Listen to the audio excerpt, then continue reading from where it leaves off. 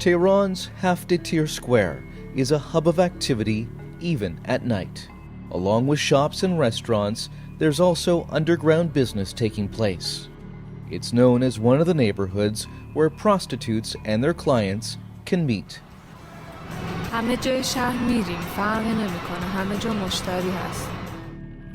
In Iran's religiously conservative society, prostitution is not only illegal, even discussing it in the media is taboo.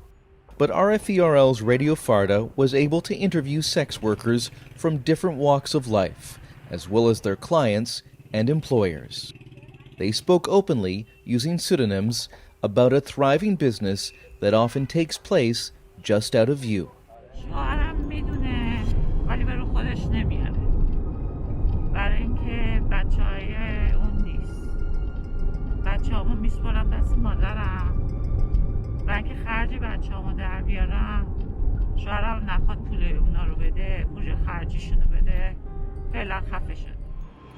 Studies by independent researchers have found that around 50% of Iranian sex workers are married.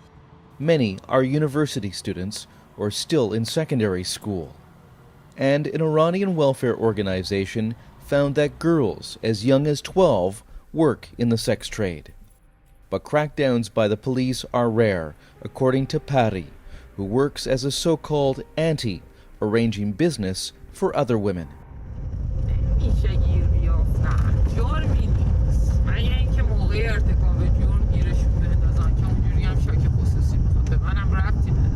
کلا مامورا خیلی به پرپاتون نمیپیچن؟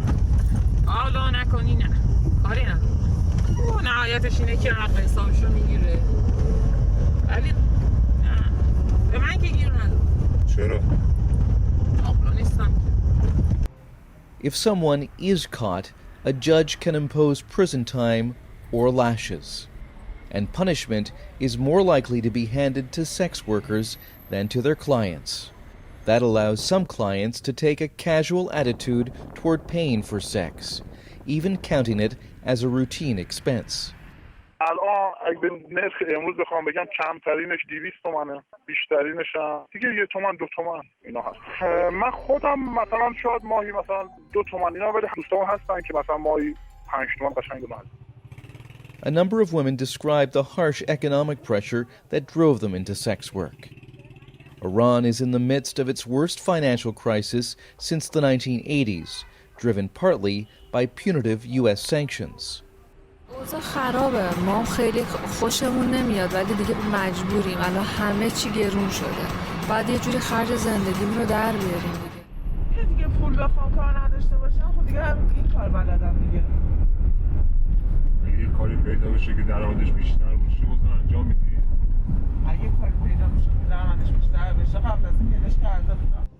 The economic pressure has only worsened during the coronavirus crisis. Sex workers who can't afford to lose their incomes must add the threat of COVID-19 to the other risks they take. قضیه تکیه کنم دیگه من هیچ جا باید نباید برم دیگه، یعنی دیگه باید از گشنگی بمیرم. بخوام از مریض بترسم انقدر واقعا نیاز دارم مجبورم برم. بخوام خیلی هم رعایت کنم و خیلی.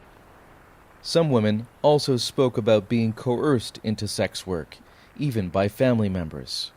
اولین بار من چند بود، من 17 سالم بود که بگی پسر پولدار بود، به مامانم گفته بود این دختر تو اگه بیاری مثلا من باشه، من اون موقع نرخ حالا مثلا 80 تا 50 تومن بود، گفتم من 1 میلیون بهت میدم دختر تو بده یه شب پیش من باشه.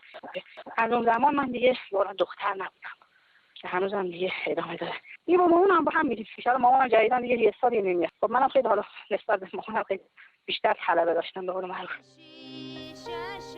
Sex work is shrouded in secrecy in contemporary Iran, but the situation was different before the 1979 Islamic Revolution. One Tehran neighborhood was a legal gray zone. Prostitution was tolerated there. But many women and girls were the victims of trafficking, as one woman explained in this 1966 documentary. اینا هم که 9 سال، 8 سال، 10 سال، 15 سال دارن، اینا را توی جمشید شبا میبرن استفاده میکنن، میبرن تو خیابونا میفروشن شبا به راننده ها، به مثلا مردمی که میخرن، به مردای مثلا عرق و فلان میبرن میفروشن. In the midst of the upheaval of 1979, the neighborhood was attacked by revolutionaries who set an apartment building on fire. An unknown number of residents died. Months later, 3 well-known madams were executed on the orders of a conservative judge. خدا می‌فرماید قاتلوا ائمة الکفر با سردمداران فساد پیکار کنید و حالا هم وقت اون رسیده است. Today, with prostitution driven underground, some sex workers are in favor of legalization, saying that would give them greater safety. اگه بتونیم کارمون رو قانونی انجام بدیم و بهداشتی باشه، هم برای خودمون بهتره، برای سلامت خودمون بهتره. همینی که دیگه آسیبی به جامعه نمیرسونه. But that seems impossible in an Islamic theocracy like Iran. The women who try to earn a living this way must do so in the shadows, with all the dangers that entails.